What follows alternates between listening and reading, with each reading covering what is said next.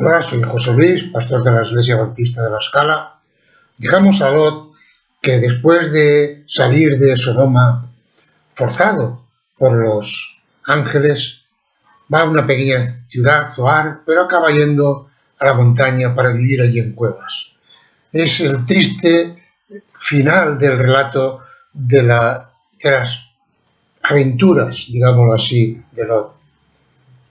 Lot empieza cuando, junto con Abraham, tienen tanto ganado, tantos pastores, que para evitar problemas, porque tenían tanto ganado que no podían compartir los pastos, Abraham le dice, elige el sitio que quieres ir.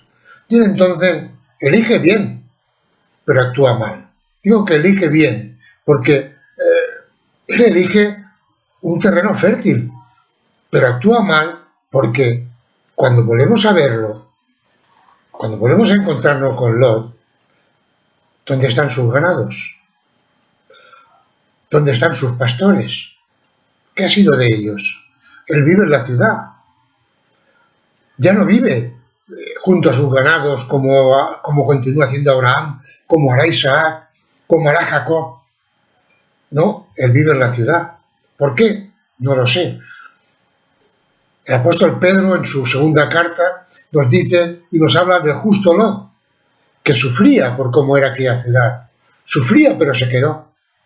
Ese fue su error. Actuó mal. Porque, ¿cómo terminó? Sin ganados, sin ciudad, sin nada, sin familia, porque su esposa quedó atrás y sus hijas no son felices.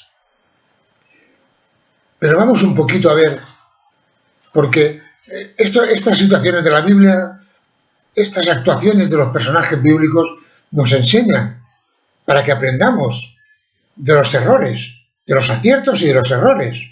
Los aciertos para evitarlos y los errores para evitarlos. ¿Cuál es el error de Lot? El error de Lot le ha pasado como las moscas que vuelan alrededor de una tela de araña. Si se acercan demasiado quedan enganchadas y ya no tienen salida. Y Lot, poco a poco, fue enganchado en la tela de araña de Sodoma, porque él hubiera podido vivir allí con sus ganados, en una tierra fértil, viviendo incluso mucho más asentado. Ya no tenía que ser tan nómada como era Abraham o como seguiría después Isaac y Jacob. No tenía esa necesidad, pero fue atraído por la ciudad. Y allí fue su perdición, porque vino rico y se fue sin nada. Aprendamos una cosa. Él decide bien, pero cuando él va viendo que las cosas ya no funcionan, que ya no es feliz en aquella ciudad, ¿por qué no se va? Esto es lo que yo creo que nosotros aprendamos de esta historia bíblica, de la vida de Lot.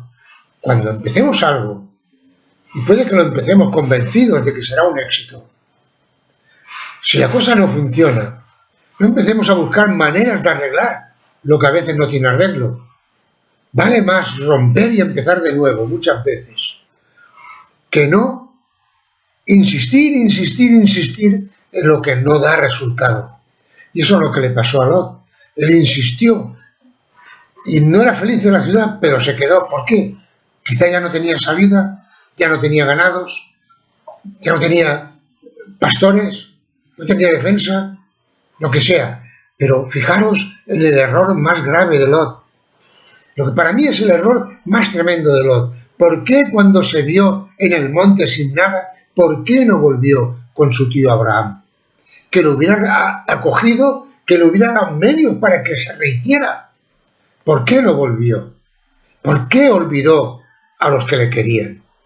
Ese es el error muchas veces. Cuando estéis en problemas, buscar a la persona que os quiere. No pidáis opiniones a quien pueden pareceros buenos amigos, no. Ir siempre a la persona que os quiere, porque él os ayudará y os dará los medios que estén en su mano para que podáis siempre remontar. Yo lo he experimentado en mi vida. Cuando uno se equivoca, vale más volver atrás que no empecinarse en el error. Que el Señor nos aprenda y nos enseñe El Señor no aprende, Él nos enseña a ser sabios. Y cuando hay un error, valoremos qué interesa más. Valoremos y no intentemos hacer aquello que habíamos pensado hacer pensando que era bueno cuando vemos que no funciona. Vale más volver atrás, volver a los que nos quieren y empezar de cero, pero rodeado de amigos, no rodeado de enemigos.